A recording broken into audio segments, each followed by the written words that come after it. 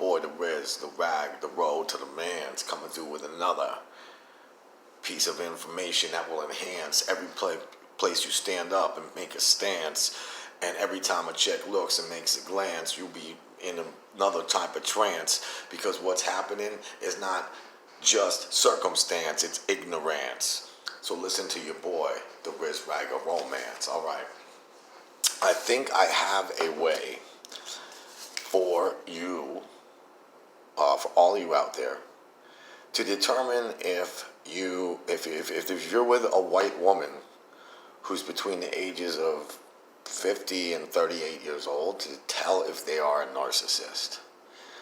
Okay, it's not really a shit test, but I guess it is, because you have to find the information out. You have to ask them. So ask any woman that you're dating what they're in, what music they were into, and what they were doing with their life socially between the years 96 and 2000, let's say. Okay?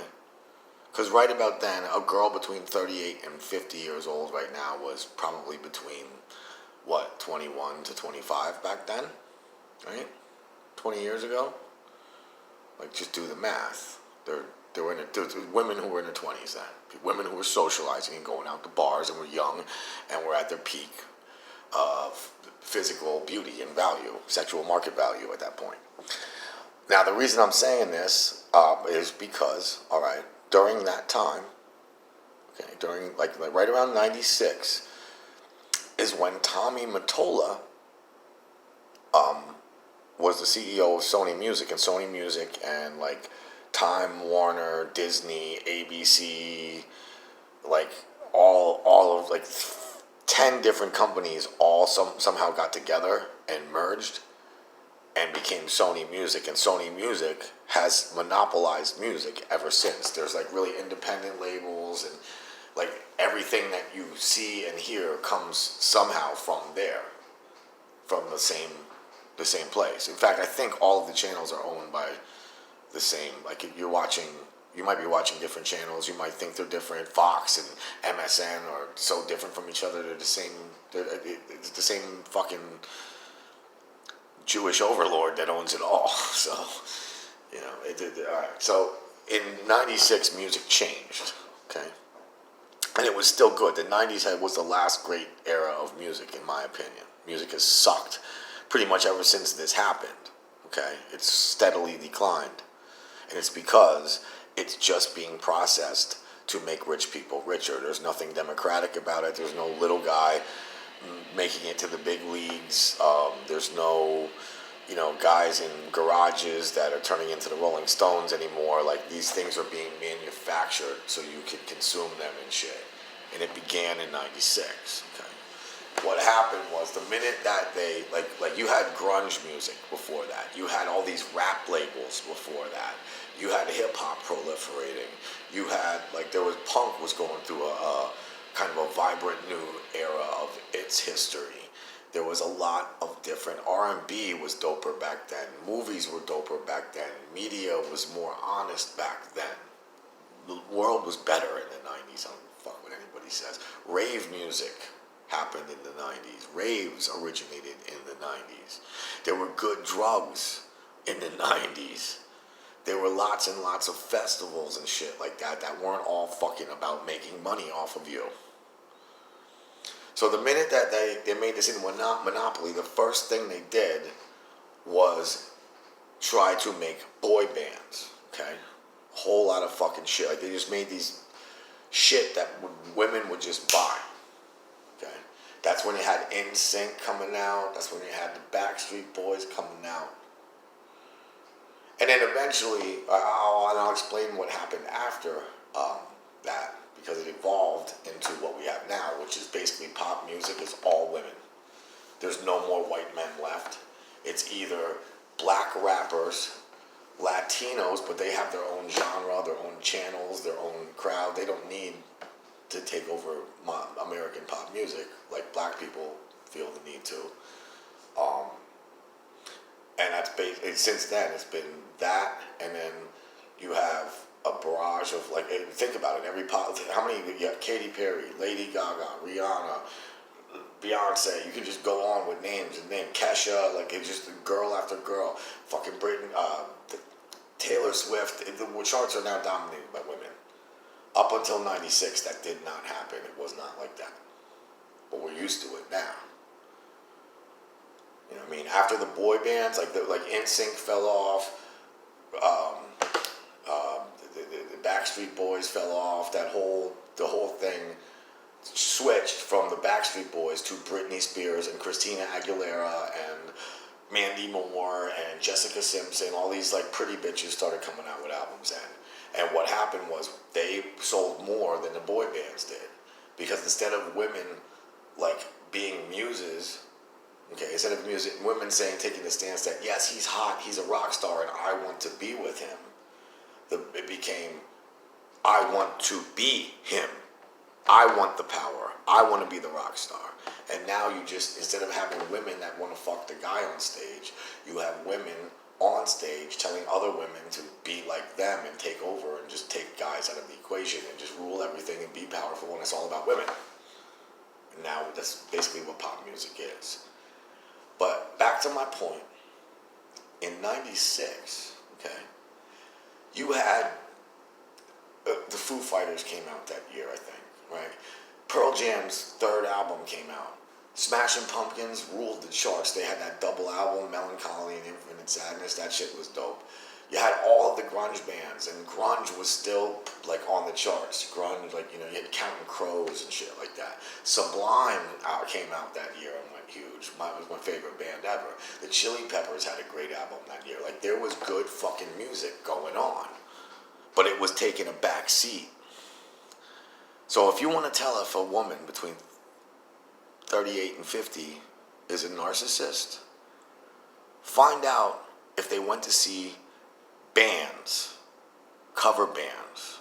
There was a lot of bars at the time that would have bands, and they'd play nothing but shit like Matchbox 20, the Goo Goo Dolls, and Fuel. And the whole thing was, all of these bands, like all these venues, because I remember it was my town, it was a Sterling Hotel. Croc Rocks opened up in '98, and it was the same fucking way. There's these bands that play nothing but simpy chick rock.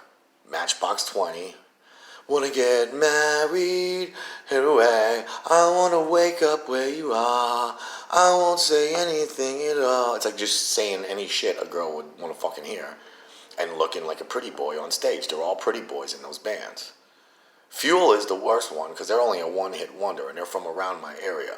But the whole thing with these bands and the band, like the millions of other bands that covered their bullshit, okay, was that like they let all these girls used to be able to come on stage. There was just a line to get on stage, like constantly all night long. Girls would fight to get on stage, and then they'd get up on stage and act like they're the stars and be there and get their little moment, and then they'd get off and another one would come in. That was the whole MO of the operation. So, if you have a girl, the whole thing was about them getting on stage, about them fucking one of the singers, about them getting close to the band, them. In fact, any time I went to see these bands, here's what it was. It's the band on stage, and then them letting girls come up on, and there's the whole front row, the whole fucking first 20 rows of people. It's all girls up front, close to the stage, trying to get on it, and worshiping these guys on stage.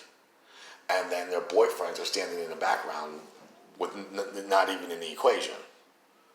Okay? That happened from 96 through like 2000, 2001. It's not that bad anymore. They don't do that shit no more. But for a while, this was like all there was to do socially, besides go to a rave in the mid-90s.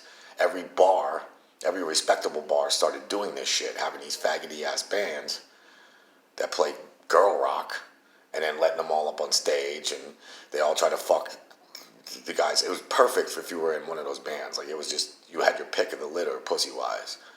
But if you're one of the boyfriends who's paying for this all and bringing your girl to it, you're pretty much a sucker.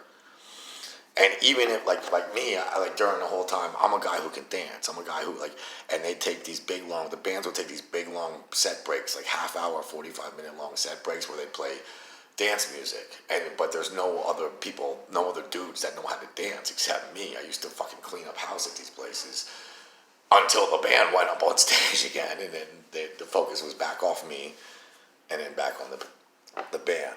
If you were with a woman who was part of that scene, who that's what she did during those days, she's a narcissist. It's all about her. If that's what she liked, she cared more about getting on stage. She cared more about what the guy fucking looked like, how cute he was, than his talent, or how entertained they really were actually were, or how good the music was. It wasn't about how good the music was. That music fucking sucked. Creed, another band like that. With arms wide open. Right? Limp Bizkit, they even rapped. Fucking, what man in his right mind is sitting around listening? I did it all for the nookie when there's no chicks around. Nobody. Chick rock. Chick rap.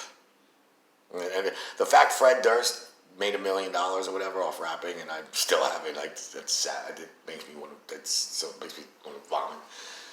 But anyway, if that's what your girl was doing in the mid-90s, you can bet she's a fucking narcissist, because it's all about her. Wasn't about drinking, wasn't about getting on stage, wasn't about drugs, even though there were plenty of them available at the time. It was all about, look at me. Even if it's for 10 seconds that I get on stage, I get to be Miss Rockstar for 10 seconds, and I get to hear the Goo Goo Dolls, and I get to hear Matchbox 20, because they're so cute and hot, and they say everything that I want.